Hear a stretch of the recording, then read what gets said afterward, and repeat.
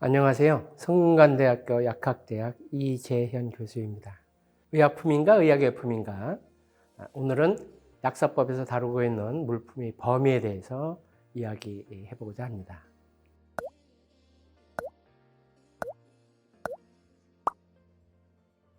그렇지는 않습니다.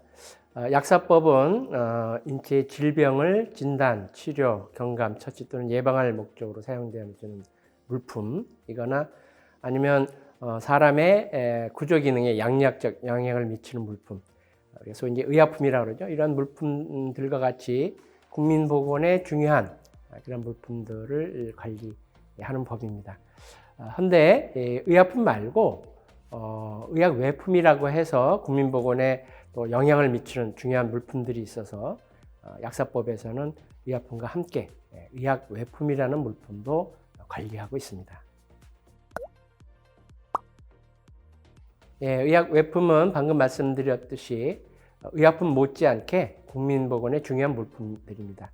이름도 의약품은 아니지만 의약품에 못지않다라는 의미에서 의약외품이라는 표현을 쓰고 있습니다. 의약외품은 이를 제조 또는 수입해서 판매하기 위해서는 미리 식품의약품안전처장한테 안전성과 유효성에 대해서 사전에 평가를 받고 허가나 신고를 하는 그런 절차들이 있습니다.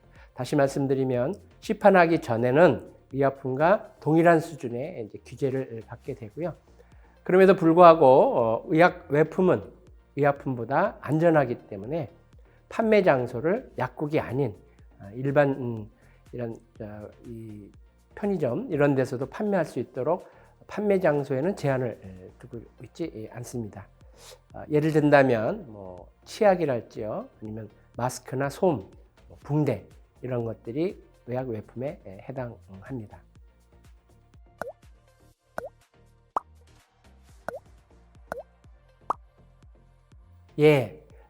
의약외품은 이런 생활용품 중에서 인체에 미치는 영향이 적지 않기 때문에 공산품과는 달리 관리하는 물품들이죠. 의약외품은 이제 크게 세 분류로 나눕니다만, 첫 번째 분류는 사람이나 동물의 질병을 치료하거나 또는 예방할 목적으로 사용하는 섬유 또는 고무 제품 이런 것들이 있습니다.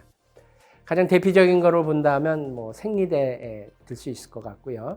코로나19를 겪으면서 우리가 많이 친근하게 사용했던 마스크, 이것도 의약외품에 해당합니다. 뿐만 아니라 상처가 났을 때 상처를 보호도 하고 처치도 해주는 이제 붕대라든지 또는 솜, 반창고 이런 것들이 첫 번째 분류에 해당하겠습니다. 두 번째 분류는 뭐 인체에 대한 작용이 의약품에 비해서는 이제 약하지만 그럼에도 불구하고 인체한테 영향을 미치는 그런 물품들이 분류되어져 있는데요. 치약 대표적인 물품이 되겠습니다. 또 이제 야외 활동하시다 보면 이제 모기나 찐득이 이런 것도 많이 들러붙죠. 그걸 기피하기 위해서 오지 말라고 뿌리는 기피제 이런 거 있고요. 콘택트 렌즈 사용하시는 분들한테는 아마 필수적인 물품이 될 겁니다.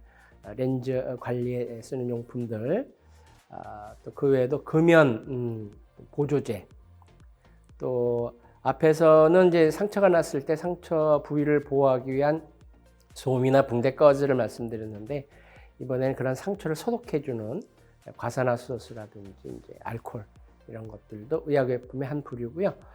또 이 연고제 중에 일부, 또 스프레이 파스 또는 이제 액상 소화제, 또 이 유산균 제제 이런 것들도 간단한 인체에 미치는 영향이 있는 제품들을 의약외품으로 분류하고 있습니다. 틀니도 여기 이제 틀니 세정제도 여기 해당한다고 하겠죠.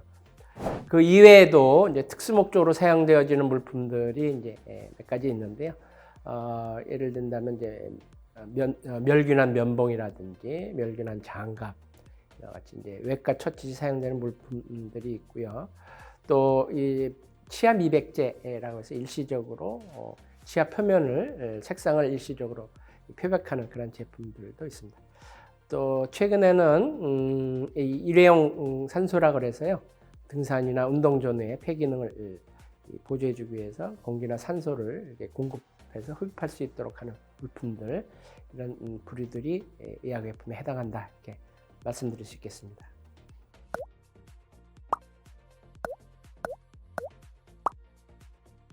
생각보다 의약외품 어떤 것들이 해당하는지 좀 혼돈스러우시죠? 문제 한번 풀어보시겠어요?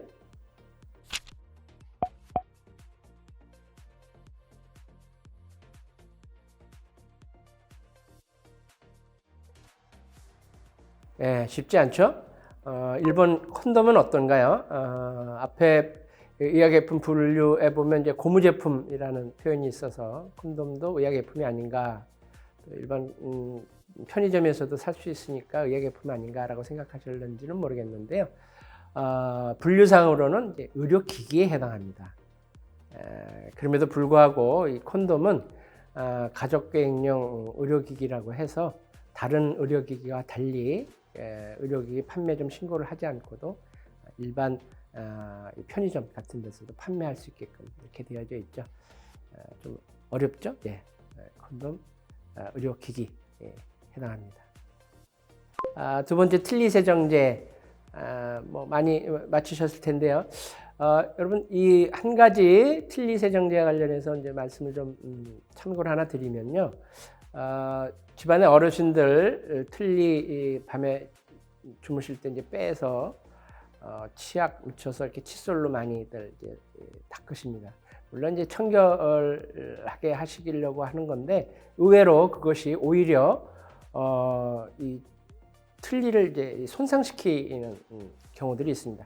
우리 치아는 칫솔이나 치약 이런 것들을 사용하더라도 이 재생이 되기 때문에 뭐 칫솔질을 해갖고 이제 흠이 발생하지는 않지만, 이 틀니는 칫솔이나 치약을 사용하게 되면 흠이 생길 수가 있고요. 거기에 이물질이나 세균들이 기생하게 되면 오히려 부작용을 일으킬 수 있습니다. 가급적이면 틀니는 의약외품으로 공급되어지는 틀니세정제 한번 사용해 보시는 게 좋을 것 같습니다.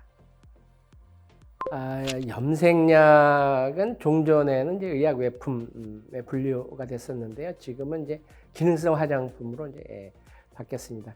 이 의약외품이 우리나라하고 이제 이 일본에만 있는 제도이긴 합니다만, 외국에서는 보통 OTC 이렇게 많이 부르죠. 그래서 한때는 이 염색약을 의약외품으로 관리하다가 지금은 화장품법에 의한 기능성 화장품 이렇게 분류가 바뀌었습니다. 치약이 의약외품이다 보니까 치실, 칫솔, 심지어 전동 칫솔 이런 것도 뭐 관리해야 되는 거 아니냐 생각하기 쉬운데요. 치실이나 칫솔, 전동 칫솔 이건 모두 다 공산품에 해당합니다. 치약만 의약외품에 해당하죠. 앞에서 여러 가지 제품들 분류 중에 옛날에 종전에는 의약품으로 관리되던 것들 중에서 의약외품으로 관리가 바뀐 것들이 있습니다. 지금 대표적인 게 외형 스프레이 파스 같은 것들이고요. 국민 의식이라든지 환경, 보건위생 환경들이 많이 바뀌다 보니까 특정 물품들이 계속해서 의약품으로 꼭 관리해야 될 필요가 있느냐라는 의문이 있었고요. 그래서 상당 제품들을 이제 의약외품으로 분류를 전환해서 약국이 아닌 일반 편의점에서도 판매할 수 있도록 이렇게 했죠. 그 대표적인 것이 여러분 지금 보셨던 외형 스프레이 파스라든지 간단한 내용 액제, 소화제, 또 연고제, 유산균제제 이런 것들이 해당하겠습니다. 가습기 살균제는 사실 안타까운 사연이 있죠. 가습기 살균제로 인해서 이 가습기를 소독하려고 썼던 건데요. 이게 오히려 사용자들의 폐에 심각한 영향을 미쳐서 많은 분들이 고통을 받으셨습니다. 당시에는 이 가습기 살균제를 관리하는 법이 따로 없었어요. 그래서 이런 사건이 발생하고 난 이후에 관리 필요성 때문에 가습기 살균제를 의약외품으로 분류해서 관리를 해오다가 지금은 이런 생활 여러 가지 제품들 중에 특별한 관리가 좀 필요한 것들, 독성이 강해서 특별한 관리가 필요한 것들을 별도의 법률로 다시 분류를 해서 지금은 가습기 살균제가 의약외품에 해당하지 않습니다.